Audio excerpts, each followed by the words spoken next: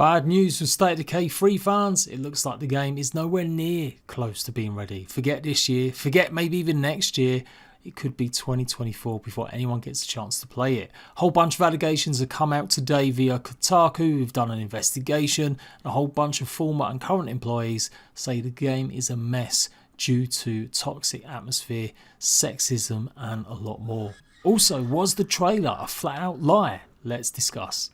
So we start with Jeff Strain, the founder of the Undead Labs. He pretty much sold the company a month after the second game came out because the ambitions for the third one were just going to be too much financially. So Microsoft came in and then he carried on working for Undead Labs for a couple of years afterwards, I think only quitting last year. And that's when he revealed that the third game might be going back to its roots or trying to be an MMO.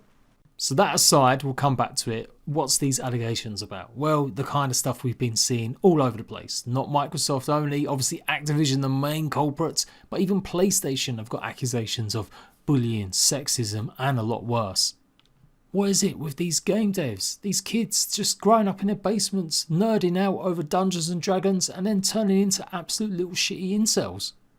So Kotaku has listed 12 current and former employees for this article, effectively saying sexism was rampant amongst some devs. Some of them weren't dealt with appropriately. They brought in HR team or someone to run it and she didn't do a very good job and ended up leaving quietly. And the main guy seemed to have a bit of an ego boost, trying to be a big one up in the Microsoft organisation. He came in to actually help run Undead Labs after the original founder, Jeff Strain, who'd already sold it, took less and less time working for the game or the company and was more at home when he moved halfway across the country.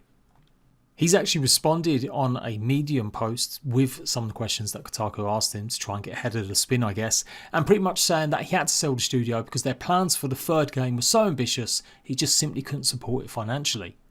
So even though he was working on the game, the third one series, with good ideas and stuff like that, he wasn't really a big part of it, and hence why there has been maybe some leadership issues and it's just got a bit worse. What I find really interesting from this article, of course some of the devs shouldn't be treated like that, but it is the info about what State of Decay 3 will be. A team set up pretty much straight after release of the second game, and then another team was kept on to keep improving after its lukewarm reception. But of course with the pandemic hitting, I think a lot of their members probably were switched back around possibly and put on State of Decay 2 because a lot of companies were just really investing back into the games they already had because it was a lot easier. So is the third one going to be an MMO or not, or is it going to be just the same that we've already had with the first two games? As I mentioned, they spoke about the original vision. In fact, Jeff mentioned it in his leaving article saying the team is in good hands and will deliver.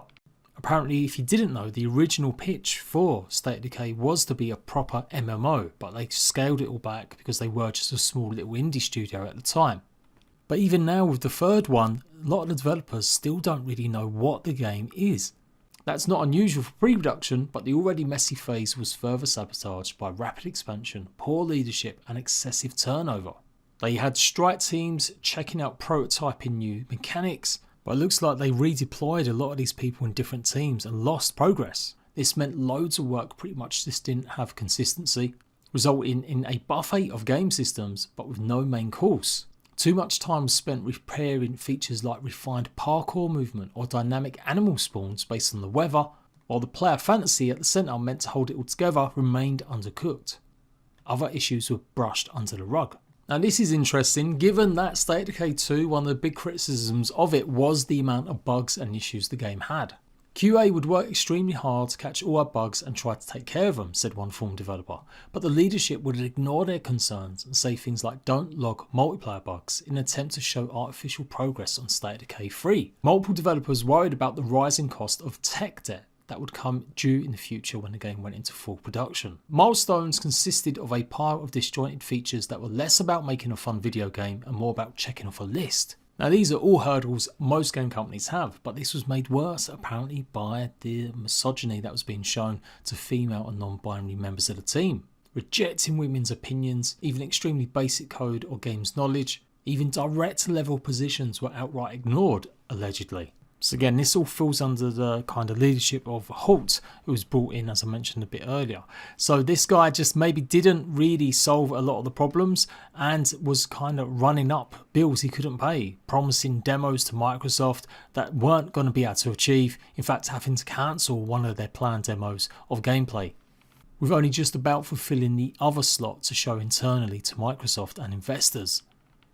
You get the idea. Even as I said, when they brought in the HR rep, it didn't really solve anything, and she ended up getting kind of let go, or she quit because she didn't really solve any problems. They had to go over ahead to Microsoft to complain about the problems at the company. It's really sad when this stuff happens, but on the gaming side of things and actual progress, well, it gets worse. It seems like the trailer, the original one, could be even a lie. We may not even see undead zombies, as it was pretty much a shock to some of the developers that was even in the trailer. Microsoft were basically pressuring their studios to give them something. They needed as many of their studios to hype up the Xbox Series X and S launch. So Holt was the one that was maybe cheerleading getting this trailer done for Microsoft to show he was the big daddy, but yeah, it might have been a lie. Although Microsoft have denied this and said it was optional, just like it was for the other games being made like Fable, Forza Motorsport 7 and Everwild. We didn't want to announce the game because we didn't even know what it was at that point, said one current developer. A zombie deer in the announcement teaser became a focal point for fans. Would a new game include undead fauna? It caught some developers by surprise as well, who didn't recall ever settling on whether there would be a feature or not. An internal demo went terribly later that year, and management began to panic in 2021 when there still wasn't a coherent slice of the game to show Microsoft. They were still prototyping, but also still trying to make playable demos, and there's just contradictions everywhere. I kept putting more and more features for these demos, but it just ended up being a complete mess. It's not all negative though. Apparently this article does finish off that 2022 incarnations of Undead Labs and State of Decay 3 have finally turned a corner. It could be such a cool game. We've got a lot of great people working on it. I just hope we don't repeat the terrible habits of the last few years. Although they were warned that a big negative story was incoming, so yeah, it does look like the devs are trying to minimise the impact of these allegations. But hopefully the game is back on track. So there we go, 3 things we've learned from this article and subsequent replies. State of Decay 3 is not coming out anytime this year, that's for sure, and it certainly I don't think will be out next year. I think at best we could be looking at a 2024 release.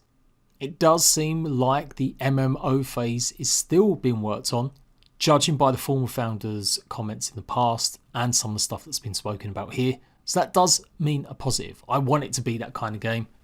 It can't be just another co-op experience. It might be good for the fans that just love it, but if you want to entice new fans, imagine a game like DayZ, but actually ran or looked a lot better, made by a big studio like Microsoft, albeit obviously through Undead Labs.